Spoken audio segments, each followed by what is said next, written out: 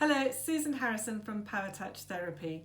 Now, I don't know about your household during lockdown, but in this household, my kids have used it as an opportunity to do a lot more gaming. So now their hands seem to be locked in this position.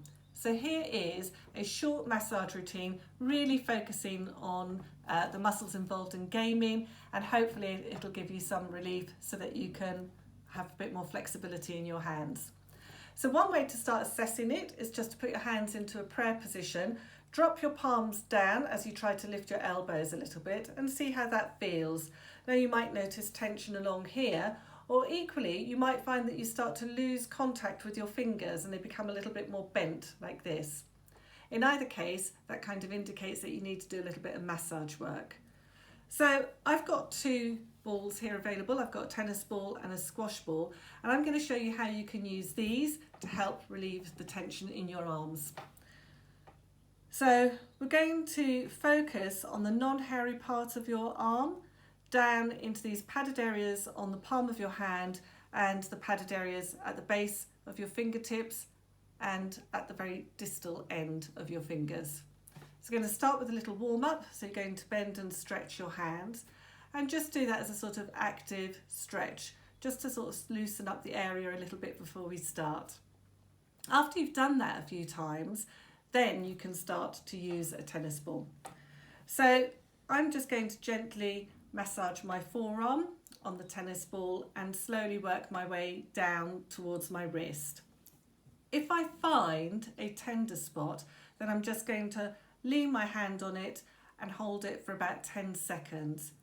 Any tender spots, you don't want it to be more than a 5 out of 10 in terms of discomfort, and then just move on.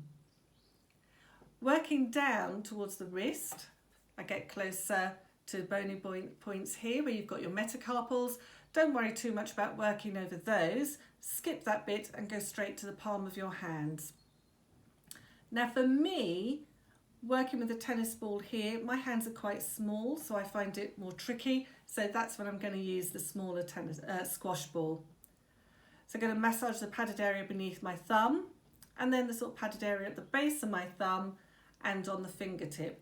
Notice how I bring my other hand just to make certain I get a little bit of extra weight and contact, and then I can move around to do the next joint. So again, at the base of my index finger, the bottom joint of my index finger, and then I work to the tip of my index finger, always focusing on those padded joints. Obviously, you're going to work through your whole hand, but I don't think you need to see me do each individual joint. When you've done all of them, then what I want you to do is again flex and extend your fingers and just feel how that is now that you've done some work. Hopefully it feels a bit looser. Again, you can rest your hands on the table and try and lift your fingertips nice and straight. That's another good stretching exercise at the end of the massage routine. And finally, to help stretch out this area, again, put your hands down on the table and then with your weight slightly over, try and just lift your fingertips. You actually won't be able to lift your fingertips very much. If you can lift the pressure off and still have contact, that's great, but it will help stretch out these muscles. Has it made a difference? Come back to that prayer position, drop your palms down, elbows up slightly. How does that feel?